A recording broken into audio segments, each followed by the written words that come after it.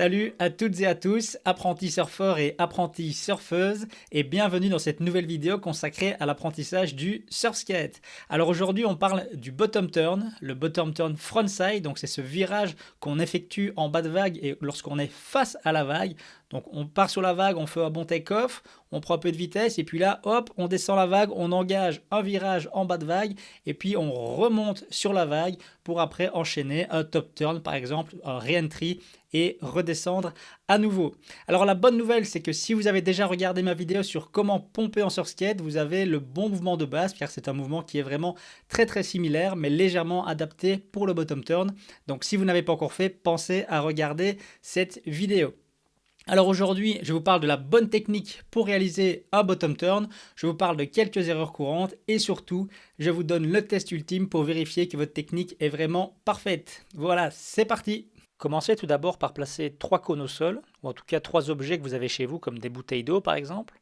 Le premier est votre point de départ sur la vague, le deuxième est le bas de vague, là où vous allez tourner, et le troisième, ici le rouge, est l'endroit où vous devez regarder, donc le sommet de la vague. Pour déclencher le bottom turn, on va d'abord fléchir les jambes, donc compresser, et puis ce bras arrière va se tendre pour essayer d'atteindre et de toucher ce cône. Donc imaginez que c'est l'eau, et que vous essayez de toucher l'eau avec votre main, et on va vraiment maintenir cette position. Donc rester les jambes bien fléchies, bras bien tendus vers l'avant, ce qui va permettre vraiment de mettre de la pression sur la pointe des pieds et donc de s'incliner dans le virage plutôt que de rester raide comme un piquet. Donc je fléchis les jambes, je tends le bras pour essayer de toucher ce cône et je maintiens la position.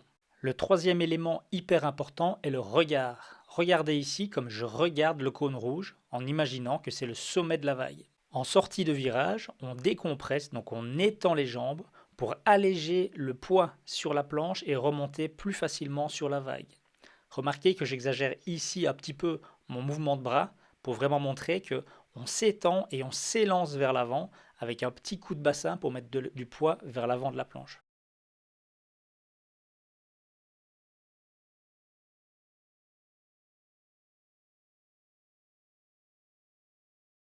Alors je tiens à préciser que contrairement à la prise de vitesse, c'est un mouvement beaucoup plus fluide et sans à-coups. Donc on ne va pas ici exagérer un peu les mouvements, appuyer fort sur le pied, etc. pour vraiment prendre plus de vitesse et avoir de l'explosivité. Ici, pas du tout. L'objectif, c'est de maintenir le mouvement. Donc on reste bien compressé sur le bas de vague pendant le virage et on maintient cette position pour maintenir vraiment le rail de la planche engagé, générer de la vitesse, garder cette vitesse et garder cette énergie pour après plus facilement remonter sur cette vague. Une erreur courante est de bien plier les jambes, mais de ne pas assez tendre son bras vers l'avant et vers le côté pour atteindre ce cône. On voit alors que je ne mets pas assez de poids sur mes pointes de pied et je reste droit dans le virage plutôt que d'incliner mon corps. Pour vous entraîner, vous pouvez ne mettre qu'un cône et essayer d'effectuer un tour complet.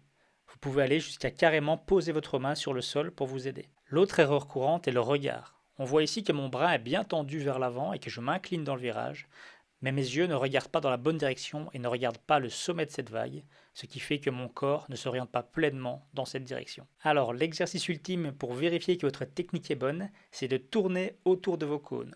Donc vous n'avez pas le droit de vous relancer avec un coup de wiggle ou des coups de cheville, etc. pour reprendre un peu de vitesse. C'est chaque virage autour de chaque cône qui doit vous donner assez de vitesse pour garder votre élan et ne jamais vous arrêter. Alors bien sûr, vous pouvez varier la distance entre les cônes et la disposition. Ici, je suis en triangle, mais ça pourrait très bien être un carré, par exemple. À vous de voir, suivant vos préférences et votre niveau. Voilà, avec toutes ces infos, je pense que tu es maintenant prêt à t'entraîner au bottom turn chez toi à la maison. Et sache que c'est vraiment un super exercice pour progresser. Moi, j'ai commencé à faire des bottom turns quand je ne savais même pas encore pomper en surf skate. Et vraiment, justement, ça permet de prendre confiance et justement d'oser s'engager un peu dans les virages en basculant le poids de son corps et pas en restant raide comme un piquet. Alors n'hésite pas à m'envoyer tes vidéos pour que je te donne des conseils, que ce soit via message privé sur mon compte Instagram ou sur le groupe Facebook Apprenti Surfeur. Et surtout, laisse un petit commentaire ci-dessous pour me dire ce que tu as pensé de la vidéo et comment tu as pu appliquer ces conseils. Voilà, et à la semaine prochaine pour une nouvelle vidéo. Salut!